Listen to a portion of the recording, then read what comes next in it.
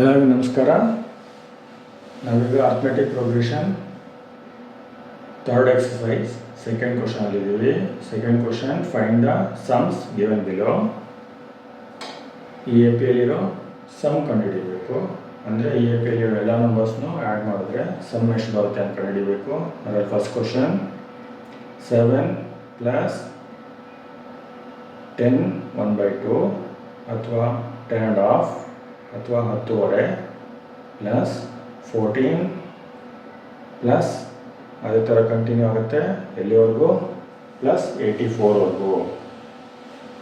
ಅಂದರೆ ಈ ಎ ಪಿಯಲ್ಲಿ 7ಇಂದ 84ವರೆಗೂ ಇದೆ ಎ ಪಿ. ಅವರು ಅದರಲ್ಲಿ ಫಸ್ಟ್ 3 ಟರ್ಮ್ಸ್ ಕೊಟ್ಟಿದ್ದಾರೆ ಮತ್ತು ಲಾಸ್ಟ್ ಟರ್ಮ್ ಕೊಟ್ಟಿದ್ದಾರೆ. ಮಧ್ಯದಲ್ಲಿರೋ ಟರ್ಮ್ಸ್ ನಮಗೆ ಗೊತ್ತಿಲ್ಲ, ಎಷ್ಟು ಟರ್ಮ್ಸ್ ಇನ್ನೋದನ್ನು ಗೊತ್ತಿಲ್ಲ, ನಂಬರ್ ಆಫ್ ಟರ್ಮ್ಸ್ ನಮಗೆ ಗೊತ್ತಿಲ್ಲ, ಕೊಟ್ಟಿಲ್ಲ ಅವರು. ಈಗ ನಾವು ಇದರ ಸಮ್ ಕಂಡುಹಿಡಿಯಬೇಕು.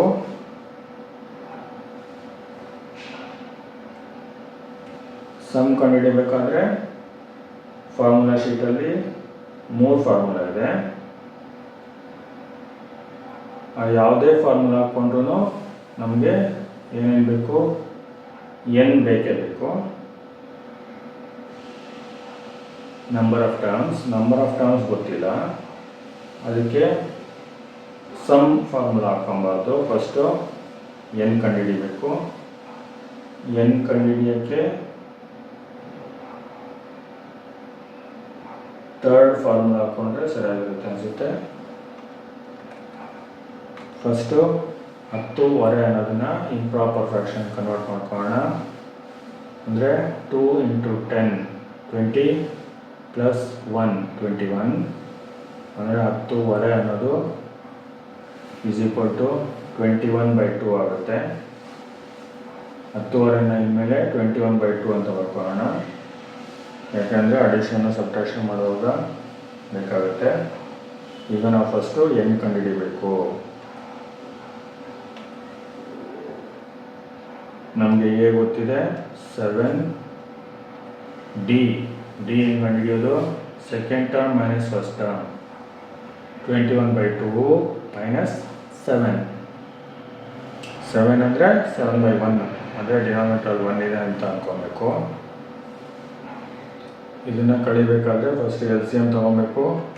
2ಗೆ 1ಗೆ ಎಲ್ ಸಿ ಎಮ್ಮು 2ನೇ ಆಗುತ್ತೆ. ಈಗ 21/2 ಇದೆ, 21/2 ಹಂಗೆ ಬರ್ಕೊಳ್ತೀವಿ, ಮೈನಸ್ ಹಂಗೆ ಬರ್ಕೊಳ್ತೀವಿ. 7 ಅಂದರೆ ಡಿನಾಮಿನೇಟರ್ 1 ಇದೆ ಅಂತ ತಿಳ್ಕೊಬೇಕು, 7/1. ಅದನ್ನು ಮಾತ್ರ ಕನ್ಸಿಡರ್ ಮಾಡಿದ್ರೆ ಎಲ್ ಸಿ ಎಮ್ 2 ಅಂತ ಬರ್ಕೊಂಡಿದ್ದೀವಿ. 2/1 2ನೇ ಆಗುತ್ತೆ, ಮತ್ತು 7 ಇದೆ ಅಲ್ಲಿ. 2 × 7 14 ಆಗುತ್ತೆ. 21 - 14/2. ನ್ಯೂಮರೇಟರಲ್ಲಿ 21 - 14 7 ಆಗುತ್ತೆ. ಡಿನಾಮಿನೇಟರಲ್ಲಿ 2 ಹಂಗೆ ಇರುತ್ತೆ. ಇದು ಕಾಮನ್ ಡಿಫ್ರೆನ್ಸ್ ಎ ಪಿ ಇದು 7/2. ಮತ್ತು ಲಾಸ್ಟ್ ಟರ್ಮ್ ಗೊತ್ತಿದೆ ನಮಗೆ, ಎ ಎನ್ ಅಥವಾ ಎಲ್ ಯಾವುದಾದ್ರು ಬರ್ಕೊಬೋದು. ಎ ಎನ್ ಸದ್ಯಕ್ಕೆ ಎ ಎನ್ ಬರ್ಕೊಳ್ಳೋಣ.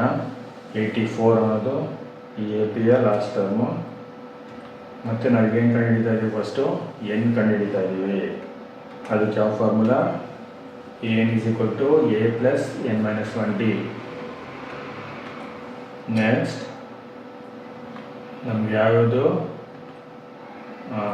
ವ್ಯಾಲ್ಯೂ ಹೊತ್ತು ಬರ್ಕೊಳ್ಳೋಣ. ಎ ಎನ್ ಇರೋ ಜಾಗದಲ್ಲಿ 84, ಎ ಇರೋ ಜಾಗದಲ್ಲಿ 7, ಎನ್ ಗೊತ್ತಿಲ್ಲ, ಡಿ ಇರೋ ಜಾಗದಲ್ಲಿ 7/2 ಬರ್ಕೊಂಡಿದ್ದೀವಿ. 84 is equal to 7 plus N minus 1 into 7/2. Next 84 is equal to 7 plus N minus 1ನ 7/2 ಇಂದ ಮಲ್ಟಿಪ್ಲೈ ಮಾಡಬೇಕು. ಫಸ್ಟು ಎನ್ ಇಂಟು 7/2 ಎನ್, ಆಮೇಲೆ minus into plus minus 1 into 7/2ನೇ ಆಗುತ್ತೆ. ನೆಕ್ಸ್ಟ್ 84 ಈಸ್ ಈಕ್ವಲ್ ಟು 7 ಈಗ ಬ್ರ್ಯಾಕೆಟ್ ತೆಗೆಯೋಣ. ಬ್ರ್ಯಾಕೆಟ್ ಈಚೆ ಪ್ಲಸ್ ಇರೋದ್ರಿಂದ ಬ್ರ್ಯಾಕೆಟ್ ಒಳಗಡೆ ಇರೋ ಸೈನ್ಸ್ ಯಾವುದು ಚೇಂಜ್ ಆಗಲ್ಲ. 84 = 7 + 7/2n - 7/2. ಈಗ ಈಸಿಯಾಗಿ ಮಾಡಬೇಕು ಅಂದರೆ ಏನು ಮಾಡೋಣ, ಎಲ್ ಎಚ್ ಎಸ್ ಅಲ್ಲಿ ಇರೋದೆಲ್ಲ ಆರ್ ಎಚ್ ಎಸ್ಗೆ, ಆರ್ ಎಚ್ ಎಸ್ ಅಲ್ಲಿ ಇರೋದೆಲ್ಲ ಎಲ್ ಎಚ್ ಎಸ್ಗೆ ಟ್ರಾನ್ಸ್ಫರ್ ಮಾಡ್ಕೊಳ್ಳೋಣ. ಸೈನ್ ಏನು ಚೇಂಜ್ ಮಾಡೋದು ಬೇಕಾಗಿಲ್ಲ. 7 + 7/2n - 7/2 = 84. ಈಗ 7/2n ಹಂಗೆ ಬರ್ಕೊಳ್ಳೋಣ. ಎಲ್ ಎಚ್ ಎಸ್ ಅಲ್ಲಿ = 84 ಹಂಗೆ ಬರ್ಕೊಳ್ಳೋಣ. ಈಗ 7 ಎಲ್ ಎಚ್ ಎಸ್ ಇಂದ ಆರ್ ಎಚ್ ಎಸ್ಗೆ ಬಂದರೆ -7 ಆಯಿತು. -7/2 ಇರೋದು ಎಲ್ ಎಚ್ ಎಸ್ ಇಂದ ಆರ್ ಎಚ್ ಎಸ್ಗೆ ಬಂದರೆ +7/2 ಆಯಿತು. Next 7/2n = 84 - 7. 84 - 7 77 ಆಗುತ್ತೆ. +7/2 ಹಂಗೆ ಬರ್ಕೊಂಡಿದ್ದೀವಿ. ನೆಕ್ಸ್ಟ್ 77 ಅನ್ನೋದಕ್ಕೆ ಡಿನಾಮಿನೇಟರಲ್ಲಿ ಏನೂ ಇಲ್ಲ, ಅದು 1 ಅಂತ ತಿಳ್ಕೊಳ್ಳೋಣ. 1ಗೆ 2ಗೆ ಎಲ್ ಸಿ ಎಮ್ ತೊಗೊಬೇಕು, ಆಗ 2ನೇ ಬರುತ್ತೆ ಎಲ್ ಸಿ ಎಮ್ಮು. ಆಗ ನ್ಯೂಮರೇಟರಲ್ಲಿ 2 / 1 = 1 × 77. ಸಾರಿ, 2 / 1 = 2 × 77 154 ಆಗುತ್ತೆ. ಪ್ಲಸ್ 7 ಹಂಗೆ ಬರ್ಕೊಳ್ಳೋಣ. 7/2n = 154 + 7/2. ಈಗ ನ್ಯೂಮರೇಟರಲ್ಲಿ 2 ನಂಬರ್ ಕೂಡಿದ್ರೆ 154 + 7 161 ಆಗುತ್ತೆ. ಇವಾಗ ಏನು ಮಾಡಬೇಕು, 7/2 × n ಇದೆ. 7/2 ಆರ್ ಎಚ್ ಎಸ್ಗೆ ಬಂದರೆ ಏನಾಗುತ್ತೆ, ಡಿವಿಷನ್ ಆಗುತ್ತೆ. n = 161 / 2 / 7/2. ಈಗ ಡಿವಿಷನ್ ಹೆಂಗೆ ಮಾಡಬೇಕು, ಫ್ರ್ಯಾಕ್ಷನ್ಸ್ ಇದ್ದಾಗ ಡಿವಿಷನ್ಸ್ ಏನಿರೋದು ಮಲ್ಟಿಪ್ಲಿಕೇಶನ್ ಸೈನ್ಗೆ ಚೇಂಜ್ ಮಾಡ್ಕೊಬೇಕು. ಆ ಸೈನ್ ಆದಮೇಲಿರೋ ಫ್ರ್ಯಾಕ್ಷನ್ನ ಉಲ್ಟಾ ಬರ್ಕೊಬೇಕು, ಇನ್ವರ್ಸ್ ಬರ್ಕೊಬೇಕು. ಅಂದರೆ ಮೇಲಿನ ನಂಬರ್ ಕೆಳಗೆ, ಕೆಳಗಿರೋ ನಂಬರ್ ಮೇಲೆ ಬರ್ಕೊಬೇಕು. ಆವಾಗ ಏನಾಗುತ್ತೆ, n = 161 / 2 × 7/2 ಇರೋದು 2/7 ಆಗುತ್ತೆ. ಈಗ ಇಷ್ಟು ಮಾತ್ರ ಕ್ಯಾಲ್ಕುಲೇಟ್ ಮಾಡಬೇಕಂದ್ರೆ ಏನಾಗುತ್ತೆ, 2 ಕ್ಯಾನ್ಸಲ್ ಆಗುತ್ತೆ. ಮೇಲೆ 2 ಇದೆ, ಕೆಳಗಡೆ 2 ಇದೆ, ಕ್ಯಾನ್ಸಲ್ ಆಗುತ್ತೆ. ಮಿಕ್ಕಿದ್ದು 161 ನ್ಯೂಮರೇಟರಲ್ಲಿ, 7 ಡಿನಾಮಿನೇಟರಲ್ಲಿ ಇರುತ್ತೆ. 161ನ 7ಇಂದ ಡಿವೈಡ್ ಮಾಡಿದ್ರೆ 23 ಬರುತ್ತೆ. n = 23. ಈಗ n ಕಂಡುಹಿಡಿದಾಯಿತು. ಈಗ ಸಮ್ ಕಂಡುಹಿಡಿಬೇಕು. ಮತ್ತೆ ಕ್ವಶನ್ ನೋಡೋಣ. ಮತ್ತು ಈ ಫಾರ್ಮುಲಾ ಶೀಟಲ್ಲಿರೋ 3 ಫಾರ್ಮುಲಾನು ನೋಡೋಣ. ಫಸ್ಟ್ ಫಾರ್ಮುಲಾ n ಬೇಕು ಗೊತ್ತಿದೆ, a ಬೇಕು ಗೊತ್ತಿದೆ, d ಬೇಕು, dನೂ ಗೊತ್ತಿದೆ. ಫಸ್ಟ್ ಫಾರ್ಮುಲಾ ಹಾಕೊಬೋದು. ಸೆಕೆಂಡ್ ಫಾರ್ಮುಲಾ ನೋಡೋಣ.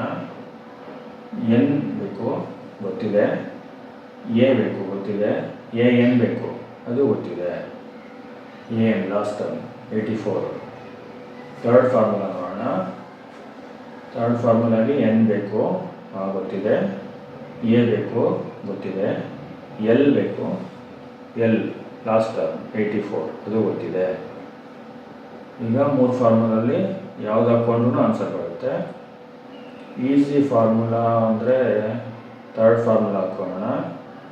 ಸೆಕೆಂಡ್ ಫಾರ್ಮುಲಾ, ಥರ್ಡ್ ಫಾರ್ಮುಲಾ ಯಾವ್ದಾದ್ರು ಹಾಕ್ಕೊಬೋದು, ಎರಡು ಸೇಮು. ನಾನು ಥರ್ಡ್ ಫಾರ್ಮುಲಾ ಹಾಕ್ಕೊತಾ ಇದ್ದೀನಿ. ಥರ್ಡ್ ಫಾರ್ಮುಲಾಗೆ ಏನೇನು ಬೇಕು, a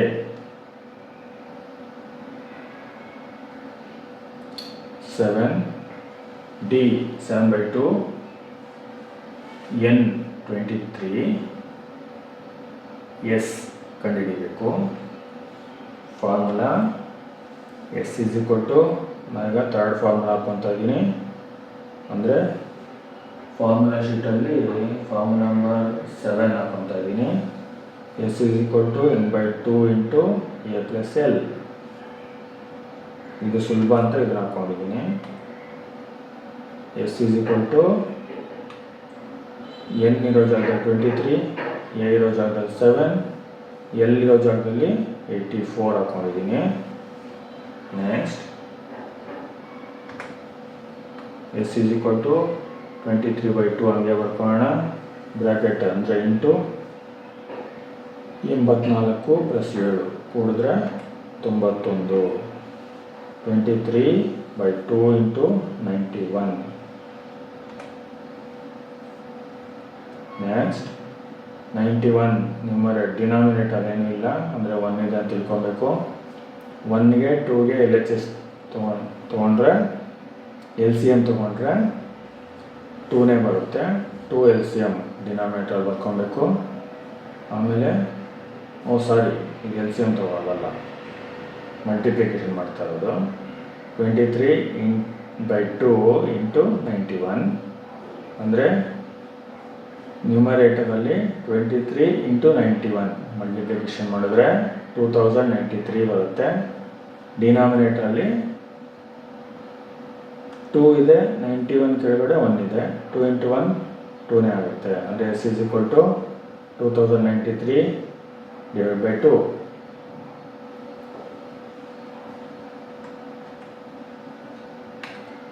ಡಿವಿಷನ್ ಮಾಡಿದ್ರೆ 2093 ಇಂದ 2093 2ನ್ನ ಡಿವೈಡ್ ಮಾಡಿದ್ರೆ ಆನ್ಸರ್ 1046.5 ಬರುತ್ತೆ.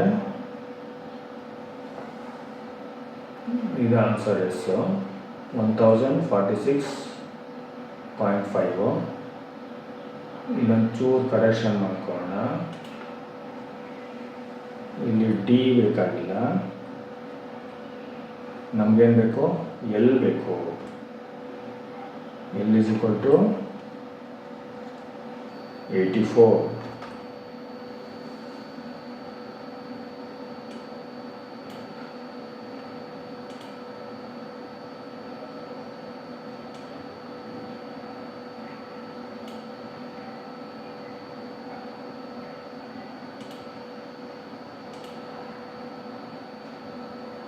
ನಾನು ಫಸ್ಟ್ ಫಾರ್ಮುಲಾ ಹಾಕ್ಕೊಳ್ಳಿಲ್ಲ, ಥರ್ಡ್ ಫಾರ್ಮುಲಾ ಹಾಕ್ಕೊಂಡೆ.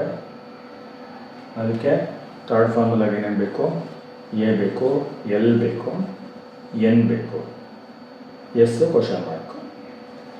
ಈಗ ಕರೆಕ್ಟ್ ಆಯಿತು. ಎಸ್ ಸಮ್ ಆನ್ಸರ್ ಎಷ್ಟು, 1046.5. Thank you.